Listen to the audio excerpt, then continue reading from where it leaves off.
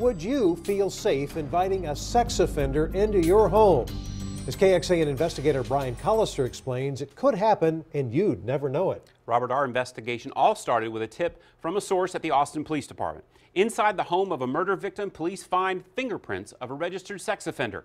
He's ruled out as a suspect in that homicide, but we were wondering, why was he working in someone's home in the first place? For more than a month, Thomas Damron has been installing security alarm systems in homes across the Austin area. But what homeowners don't know is Damron's a registered sex offender, pleading guilty to indecency with a child, the victim a 7-year-old girl in Williamson County in 1993. Hi, Thomas. How you doing? Good. Good. I'm Brian Collister with KXAN. How are you? I'm doing fine. Good. We wanted to ask you how you can be installing home security alarms when you're a registered sex offender.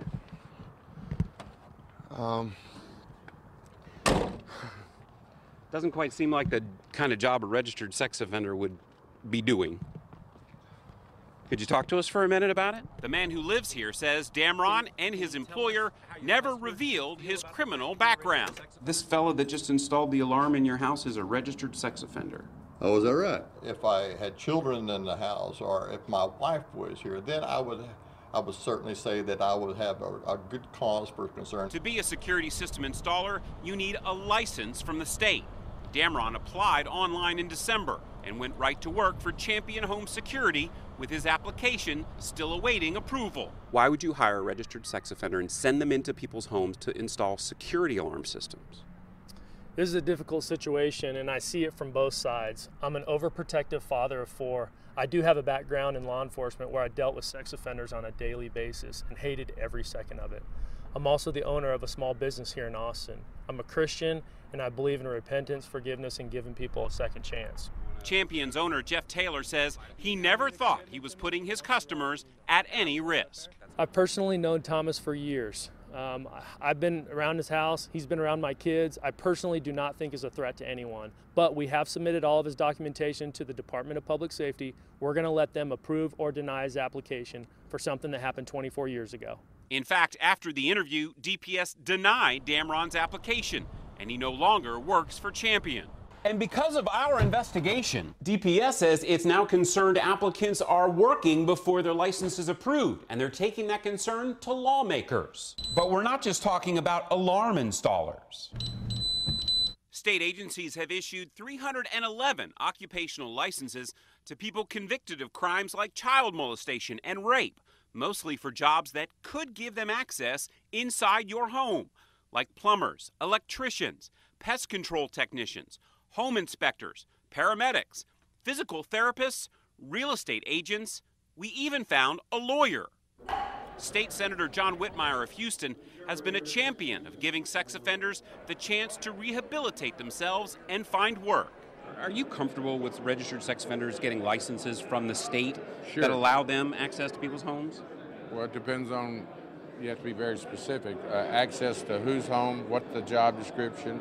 Well, we've got electricians, plumbers, real estate agents. If they've been approved and licensed by a state agency and the homeowner invites them in,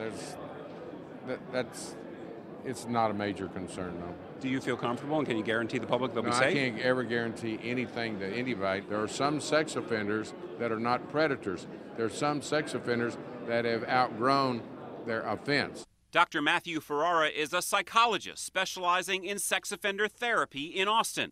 He says about 10 to 15% of sex offenders reoffend. But there's differences according to the different type of offender. Rapists tend to recidivate at a much higher rate than child molesters. Child molesters who molest outside the home molest at a higher rate than incest perpetrators. How should people feel in the situations where sex offenders with occupational licenses are coming into their home? Should they be afraid? I don't know that they need to be afraid. I mean, it's certainly shocking. It would be surprising. But as far as having something to fear, there's so many different types of sex offenders. Some would pose little to no risk, others would be a risk. Last session, Senator Whitmire authored a bill that changed state law, taking away from you the ability to find out where sex offenders work.